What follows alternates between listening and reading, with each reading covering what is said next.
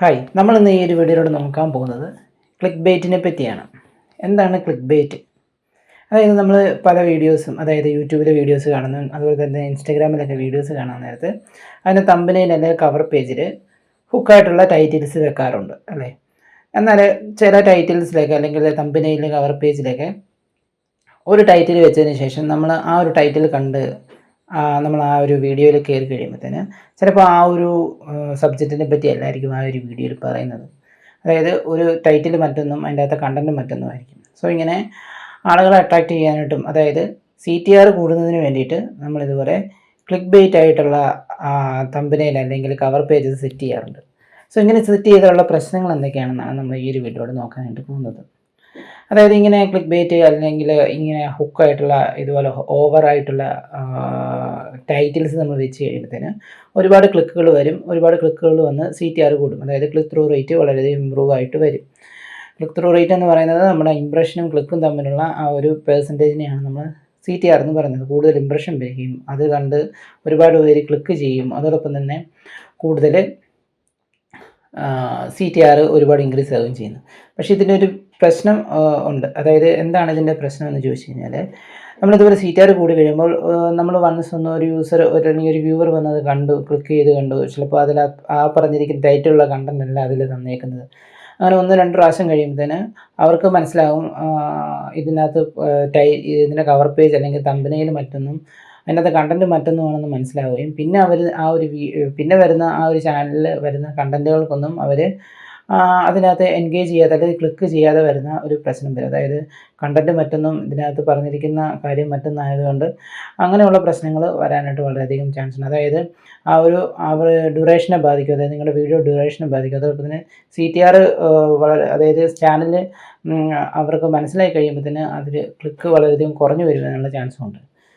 അത് ഇനിഷ്യൽ സ്റ്റേജിലല്ല, കുറച്ച് കഴിയുമ്പോഴത്തേന് CTRനെ അത് വളരെ രീതിയിൽ ബാധിക്കുകയും ചെയ്യും.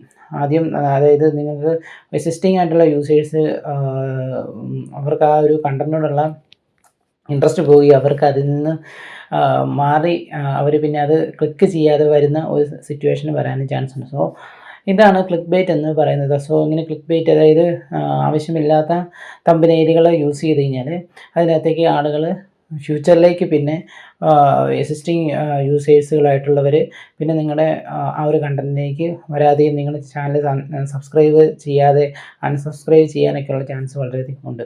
സോ ഇതാണ് ഇതിനകത്തൊരു പ്രശ്നമെന്ന് പറയുന്നത്. സോ ഇനി എങ്ങനെയാണ് നമുക്ക് ഈ തമ്പനയിൽ സെറ്റ് ചെയ്യുക? അതായത് നമുക്ക് വേണ്ടത് ഹുക്കായിട്ടുള്ള രീതിയിൽ തന്നെ കൊടുത്താൽ മതി. അതായത് കണ്ടൻറ്റിനകത്ത് ഇല്ലാത്ത കാര്യങ്ങൾ പറയാതെ എന്നാൽ ഡയറക്റ്റ് ആയിട്ടുള്ള എന്തെങ്കിലും നമ്പേഴ്സൊക്കെ യൂസ് ചെയ്തുകൊണ്ട് നമുക്ക് ചെയ്യാൻ സാധിക്കും.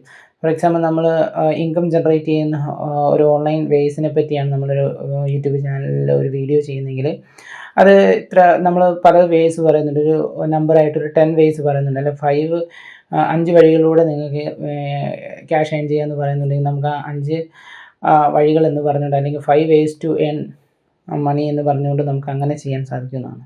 സോ ഇങ്ങനെ നമുക്ക് ഹുക്കായിട്ട് രീതിയിൽ നമുക്ക് ടൈറ്റിൽ എഴുതാം. പക്ഷേ ഇതുപോലെ ക്ലിക്ക് കയറുന്നതിന് വേണ്ടിയിട്ടും കൂടുതൽ CTR ഇമ്പ്രൂവ് ചെയ്യുന്നതിന് വേണ്ടി തന്നെ നമ്മൾ ക്ലിക്ക് ബെയ്റ്റ് ചെയ്ത് കഴിഞ്ഞാൽ ഫ്യൂച്ചറിൽ നമ്മുടെ ചാനലിനെ അഫക്റ്റ് ചെയ്യാനായിട്ടുള്ള ചാൻസ് വളരെയധികം ഉണ്ട്.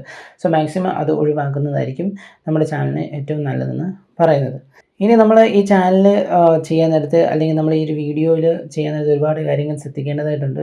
അതായത് നമുക്ക് വരുന്ന കമൻറ്റ് സെക്ഷനിൽ വരുന്ന എന്തെങ്കിലും സജഷൻസ് വരുവാണ് നമ്മുടെ പ്രസൻറ്റേഷനെ പറ്റിയോ അല്ലെങ്കിൽ വീഡിയോ ക്വാളിറ്റിയോ ഓഡിയോ ക്വാളിറ്റി വരുവാണെങ്കിൽ അതിനെപ്പറ്റി ആരെങ്കിലും എന്തെങ്കിലും കമൻറ്റ് നമ്മൾ കണ്ടു കഴിഞ്ഞാൽ നമുക്ക് ആ ഒരു എന്താണോ ആ ഒരു പ്രശ്നമെന്ന് നമ്മൾ ഐഡൻറ്റിഫൈ ചെയ്തതിന് ശേഷം അത് മാക്സിമം സോൾവ് ചെയ്യാനായിട്ട് നമ്മൾ ട്രൈ ചെയ്യുവാണെങ്കിൽ അത് നമ്മുടെ ആ ഒരു വ്യൂ ഡ്യൂറേഷനെ നമുക്ക് നന്നായിട്ട് ഹെൽപ്പ് ചെയ്യും. അതായത് ഒരുപാട് ക്ലിക്ക് വന്നാൽ മാത്രം പോരാ, നമുക്ക് നന്നായിട്ട് വ്യൂ വരണം. അതായത് 5 മിനിറ്റിൻ്റെ ഒരു വീഡിയോ ആണെങ്കിൽ ഒരു 2.5 മിനിറ്റ് എബോവെങ്കിലും വന്നെങ്കിൽ മാത്രമുള്ളത് പകുതിയിൽ കൂടുതൽ ആവറേജ് വാച്ച് ഡ്യൂറേഷൻ എന്ന് നമുക്ക് പറയാൻ സാധിക്കുള്ളൂ. അതായത് ഒരുപാട് ആളുകൾ അത് സ്പെൻഡ് ചെയ്താൽ മാത്രമേ ഉള്ളൂ നമുക്കതിൽ നിന്ന് ആളുകളത് ഒരുപാട് ഉണ്ടെന്ന് നമുക്ക് മനസ്സിലാകത്തുള്ളൂ. വാച്ച് ടൈം അവേഴ്സൊക്കെ കൂടാനായിട്ട് നമുക്കത് ഒരുപാട് ബെനിഫിറ്റ്. സോ നമുക്ക് ആവറേജ് ഡ്യൂറേഷൻ എന്ന് പറയുന്നത് ആവറേജ് വാച്ച് ടൈമിൻ്റെ ഡ്യൂറേഷൻ എന്ന് പറയുന്നത് കൂട്ടുന്നതിന് വേണ്ടിയിട്ട് നമുക്കിതുപോലെ ഈ വീഡിയോസിൽ നമുക്ക് കണ്ടൻറ്റുകൾ പ്രോപ്പറായിട്ട് പ്രസൻറ്റ് ചെയ്ത് കഴിഞ്ഞാൽ അത് ഓരോ വീഡിയോസ് ചെയ്യുന്നതിലൂടെ നമുക്കത്